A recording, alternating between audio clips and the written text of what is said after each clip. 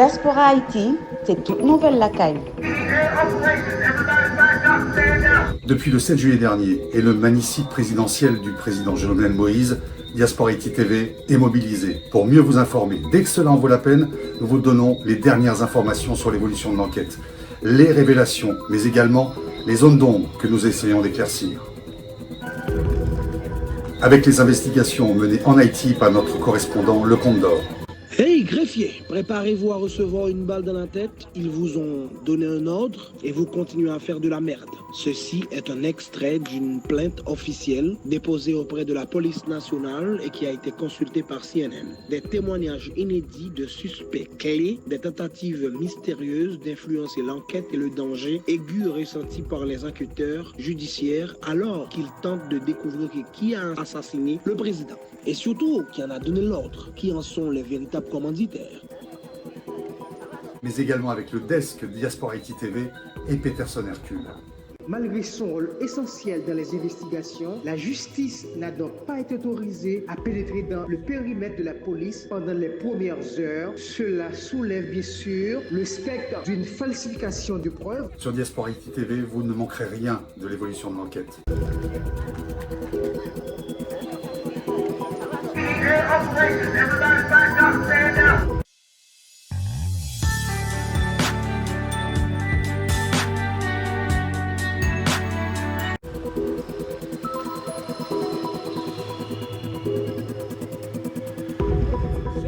Avant de retrouver notre grand dossier sur la gangocratie haïtienne, ce sont les gangs qui font la loi, ils ont pris le pouvoir.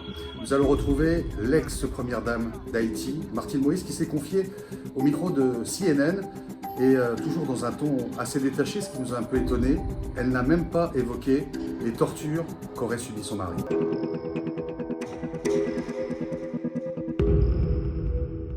Un seul témoin était présent lorsqu'il est décédé, la première dame d'Haïti, Martine Moïse.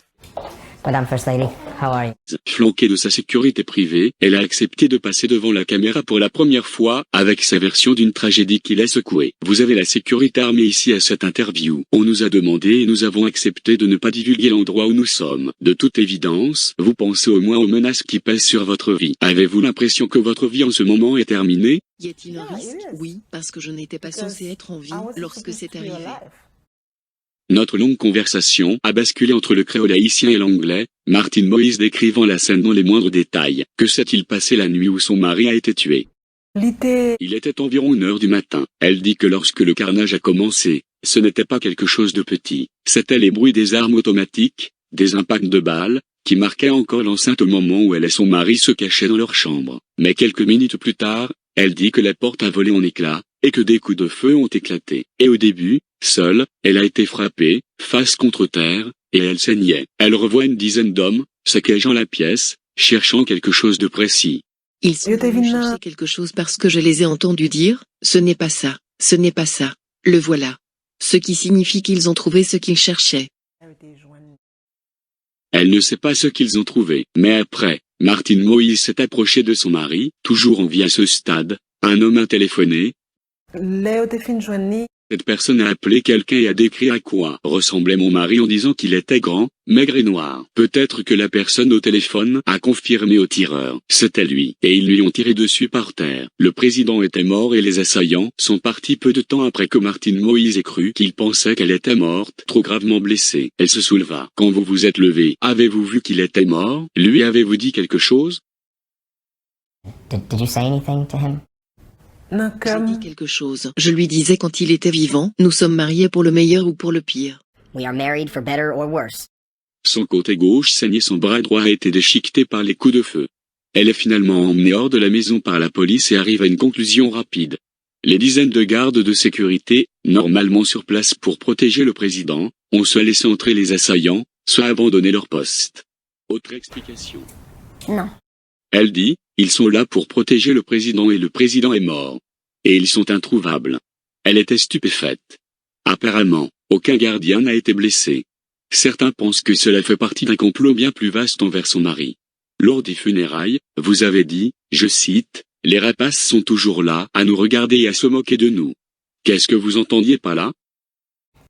Oui, car personne de sérieux n'a encore été arrêté. Les gens qu'ils arrêtent sont ceux qui ont appuyé sur la gâchette. Ils n'appuieraient pas sur la gâchette sans ordre. Donc, ce dont nous avons besoin, c'est de connaître les gens qui ont payé pour cela. Et les gens qui ont donné l'ordre. Les véritables commanditaires. Et vous pensez que ces personnes n'ont pas encore été arrêtées? Bien sûr que non. L'enquête officielle a conduit à l'arrestation de plus de 40 suspects, mais n'a toujours pas fourni de mobile pour le meurtre du président, ni identifié un cerveau. Reste que cela a laissé un vide. En Haïti, de nombreuses théories ont émergé pour dire qui avait tué le président, qui, au moment de sa mort, était un leader assiégé et largement impopulaire. Mais pour sa veuve, une telle fin était inimaginable. Non, je n'ai jamais pensé qu'un tel niveau de haine ait jamais existé dans le pays. Vous n'avez jamais pensé que cela pouvait arriver? Mais vous saviez que votre mari avait beaucoup d'ennemis. Oui, il en avait beaucoup, mais je ne savais pas qu'il le détestait autant au point de le tuer. Nous sommes à présent en direct avec vous. Maintenant, la première dame a-t-elle la moindre certitude que l'enquête mènera? À qui a orchestré tout cela? Je pense qu'il est plus prudent de répondre non. Elle continue à vouloir que les autorités américaines, qui sont déjà impliquées dans cette enquête, intensifient leur participation. Elle appelle également publiquement les Nations Unies à créer un tribunal d'enquête spécial pour enquêter sur l'assassinat de son mari, un peu comme ils l'ont fait après l'assassinat du président libanais au milieu des années 2000. Fondamentalement, elle dit qu'il y a tellement d'intérêts puissants en Haïti que si des enquêteurs extérieurs, des enquêteurs étrangers, ne sont pas impliqués dans cela, elle ne pense pas que la vérité sera jamais vraiment découverte.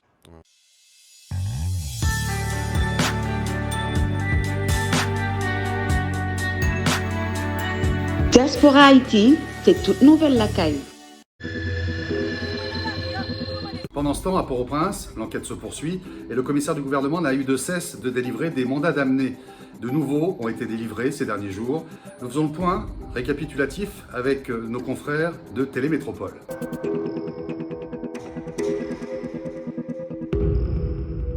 Depuis l'assassinat du président de la République le 7 juillet dernier, le commissaire du gouvernement de Port-au-Prince n'a pas cessé d'adresser des invitations et de décerner des mandats à l'encontre de nombreuses personnalités issues de différents secteurs. Quelques jours après le crime, il a émis une première vague d'invitations.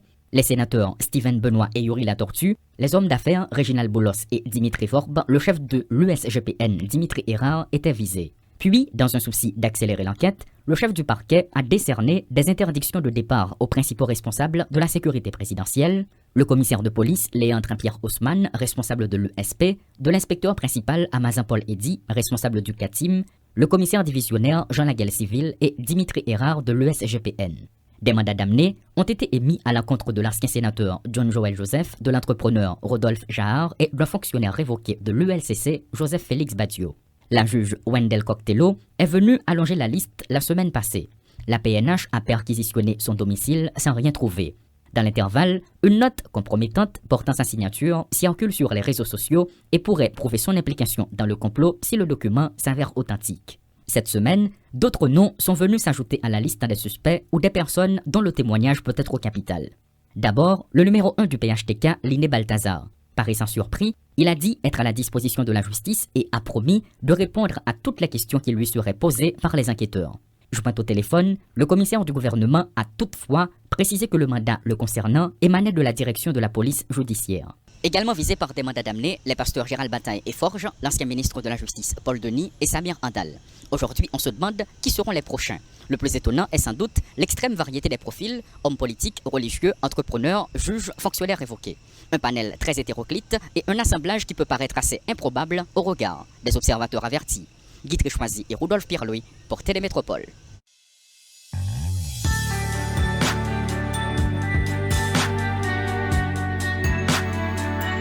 Diaspora Haïti, c'est toute nouvelle la caille.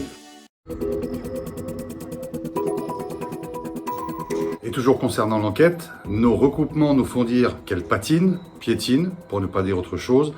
On est vraiment loin de connaître la vérité.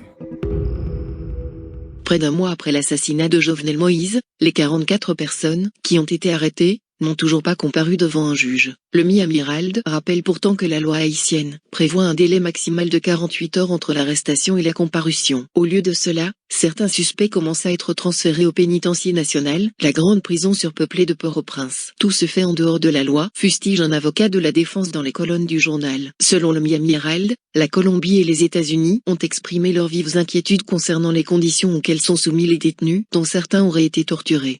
Se concretó la visita de la comisión consular que viajó desde Colombia hacia Haití para verificar el estado de salud de los exmilitares colombianos detenidos y sindicados presuntamente de participar en el asesinato del presidente Moïse. La comisión que viajó el domingo, conformada por 5 funcionarios de la Cancillería, logró llegar a la Dirección Central de Policía Judicial en Puerto Príncipe, sitio de reclusión donde están los connacionales. Noticias RCN logró establecer que 2 de los detenidos dijeron a la comisión haber sido torturados. Aunque conocemos los nombres, Noticias RCN se abstiene de presentarlos por respeto con sus familiares. La comisión consular entregó los mensajes enviados por sus familiares, pero no se les permitió que se estableciera una comunicación en tiempo real con los suyos. Sin embargo, funcionarios de Cancillería lograron grabar mensajes que los detenidos envían a sus familias. El equipo del Ministerio de Relaciones Exteriores exigió que se garantice y respeten los derechos humanos y reiteraron que no se puede continuar un juicio sin que tengan una defensa que les asista.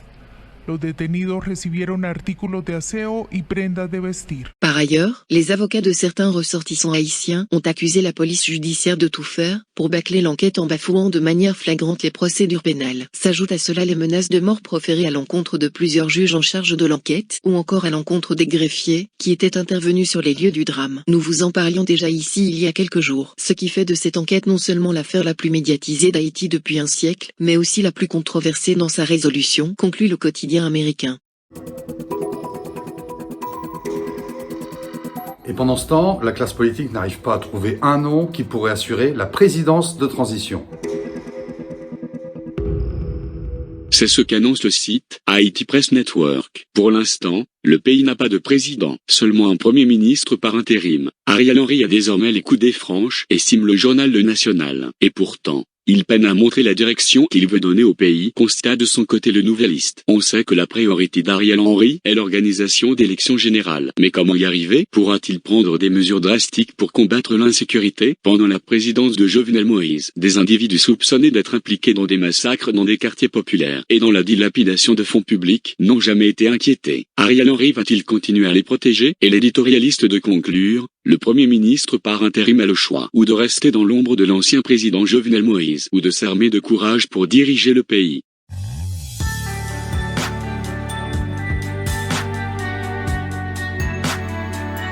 Diaspora Haïti, c'est toute nouvelle la caille.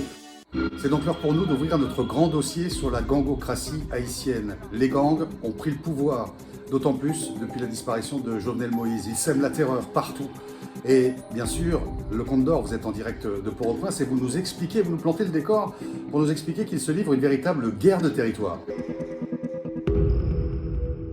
Permet que je passe en créole pour la compréhension de tous. Généralement, j'aime dit tout à l'heure que bataille ça ou bien qu'on guerre qui gagne en mi-temps gang yo, c'est des guerres tout simplement pour contrôler les territoires, pour contrôler les territoires, mais pour gagner plus de territoire tout. Non seulement les ont plus de territoire, ils gagnent un gros monopole économique, ils gagnent tout un monopole politique. Donc c'est un peu ça la réalité, mais il faut me dire tout que par exemple, si on a parlé de G9 qui c'est une coalition de plusieurs gangs dans la zone métropolitaine, c'est un groupe qui est dirigé, j'aime tout connaître là, par Barbecue, qui c'est un ex-policier, qui est accusé d'un massacre à Saline, mais depuis lors, le rapport ça a en tout cas c'est un petit problème, parce que pour Jimmy Cherizier, c'est rapport ça qui fait prendre l'autre canet parce que ils viennent révoquer. Donc ça qui était bas monsieur un pile problème. Et je dis à lycée en tant qu'abdi numéro 1 la question et G9 en famille aller. Donc l'autre paramètre pour nous comprendre de question gang, c'est que gang yo surtout créé par rapport avec l'absence de l'État. Par exemple, les gangs dans zone qui s'acrivent, c'est lui-même qui baille la justice, c'est lui-même qui contrôle les zones, etc. Et si mon dans zone pas la peine pour mon même perdre du temps à la justice de l'autre côté, yo assuré, qui me dit assuré bonne marche territoire. Et parfois même l'impression que yo assuré bonne marche là plus bien que l'État. Malheureusement, c'est la situation ici en Haïti.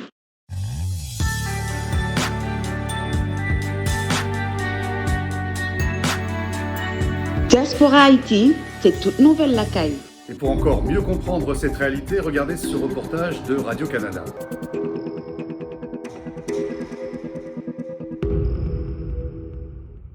Vous en paix, mon adorable frère. J'espère que lumière sera faite sur ton assassinat. Les obsèques du journaliste Diego Charles ont été célébrées dans la ville de Jérémie, à l'ouest de l'île. Le journaliste de Vision 2000 a été abattu dans la nuit du 29 au 30 juin dans une rue de Port-au-Prince. Également tuée dans la fusillade, l'activiste politique Nettie Duclerc. C'est elle qui était probablement ciblée. Un meurtre politique à ajouter au compte sinistre des bandes criminelles armées de la capitale. Donc c'est la désolation au milieu de la presse. Pas mal de journalistes ont été tués et jusqu'à maintenant, pas de vérité sur la mort de ces gens. Ces meurtres ont été suivis par une quinzaine d'autres cette nuit-là. Le 25 juin, la guerre de gang a fait 40 morts à Cité-Soleil. Marie-Yolène dit qu'il est impossible de compter les victimes d'assassinats qui n'ont cessé d'augmenter ces 3 dernières années. Ils ont l'appui du pouvoir en place parce qu'ils ont des autorités. Ils sèment la terreur quand ils veulent. Ils ont les droits de vie et de mort. Je vous dirais que on se demande si le pays n'est pas dirigé par les gangs à pareille époque parce qu'ils font tout ce qu'ils veulent. Le chef de gang le plus connu est l'ancien policier Jimmy Chérizier, alias Barbecue, chef du G9, une des plus grandes bandes armées qui n'a pas hésité à appeler à la vengeance de la mort du président Jovenel Moïse. Un pile moun qui n'a opposition, c'est yo qui fait complot avec bourgeois senti pour yo livrer président. Son complot national et international contre le peuple haïtien.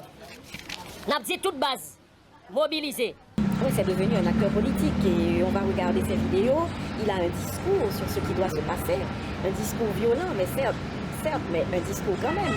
Et on se dit, on se demande comment il va peser dans les prochains jours, dans les prochaines semaines. Sous Jovenel Moïse, les gangs ont pris de l'importance et sont lourdement armés. On en a recensé 162 avec 3000 membres, plus de la moitié à Port-au-Prince. Alors, un lundi difficile, un mois difficile, une vie difficile dans un pays très très incertain. Emily anime aussi une émission culturelle à la radio. Elle a voulu comprendre le phénomène des gangs et de la misère qui en est la source. Et elle le raconte dans un livre, Les Villages de Dieu. C'est le nom d'un des bidonvilles de la capitale. Dans ces cités précaires où les maisons sont faites de tôle, de carton, de plastique, il y a des gens qui vivent, il y a des gens qui espèrent, il y a des gens qui rêvent. Et aujourd'hui, le rêve ne va pas plus loin que de devenir chef de gang ou de quitter le pays. Il s'agissait de montrer ce désespoir, de faire parler ces gens, parce qu'en même temps, il y a beaucoup de membres de gang, il y a beaucoup de criminels. Elle n'est pas optimiste pour la suite. Nous savons tous que ça n'ira pas mieux. Ça n'ira pas mieux. Parce que personne n'a décidé que ça devait aller mieux. Jean-Michel Leprince, Radio-Canada, Port-au-Prince.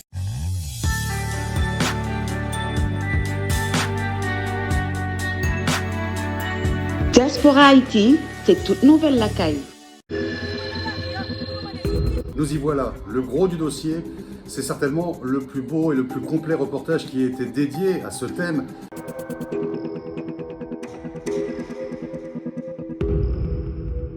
Voilà, après avoir découvert ou redécouvert la réalité de ces gangs qui sèment la terreur auprès de la population haïtienne, le prochain dossier de Diaspora TV s'intéressera justement au peuple haïtien qui vit toujours dans la misère.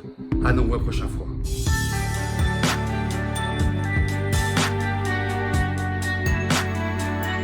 Diaspora Haïti, c'est toute nouvelle la caille. Depuis le 7 juillet dernier et le manicide présidentiel du président Jovenel Moïse, Diaspora TV est mobilisé pour mieux vous informer. Dès que cela en vaut la peine, nous vous donnons les dernières informations sur l'évolution de l'enquête, les révélations, mais également les zones d'ombre que nous essayons d'éclaircir.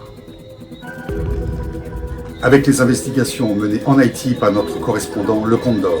Hey greffier, préparez-vous à recevoir une balle dans la tête. Ils vous ont donné un ordre et vous continuez à faire de la merde. Ceci est un extrait d'une plainte officielle déposée auprès de la police nationale et qui a été consultée par CNN. Des témoignages inédits de suspects clés, des tentatives mystérieuses d'influencer l'enquête et le danger aigu ressenti par les enquêteurs judiciaires alors qu'ils tentent de découvrir qui a assassiné le président. Et surtout, qui en a donné l'ordre, qui en sont les véritables commanditaires.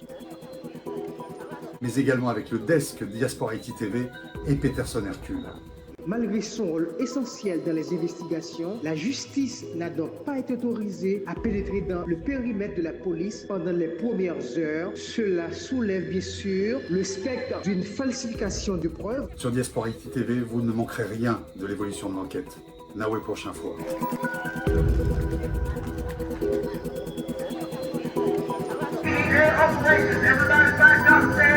Diaspora Haïti, c'est toute nouvelle la caille.